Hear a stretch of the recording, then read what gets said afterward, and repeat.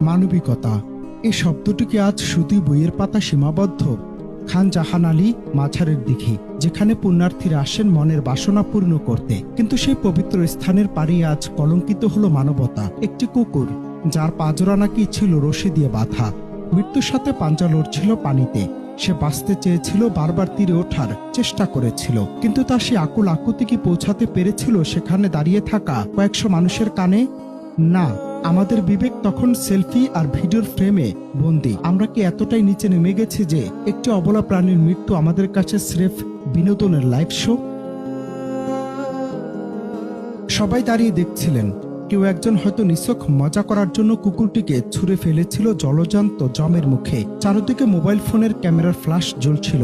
সবাই সেরা অ্যাঙ্গেল খুঁজছিল সেই বিভৎস দৃশ্য ধারণ করতে, অথচ চাইলে কেউ একজন হাত বাড়িয়ে তাকে টেনে তুলতে পারতেন। কিন্তু আমাদের জীবনের কাছে ভিডিওর ভিউ আর লাইক আজ বড় হয়ে দাঁড়িয়েছে। ধীরে ধীরে জমদূত হয়ে এগিয়ে এলো কুমিরটি, আর সেই অসহায় প্রাণীটির বাঁচার শেষ চেষ্টা মিলিয়ে গেল পুকুরের অতল গহ্বরে। মানুষ দেখলো, হাসলো এবং ভিডিও ধারণ করলো, কিন্তু মানবিকতা সে তো আগেই ডুবে মরেছে।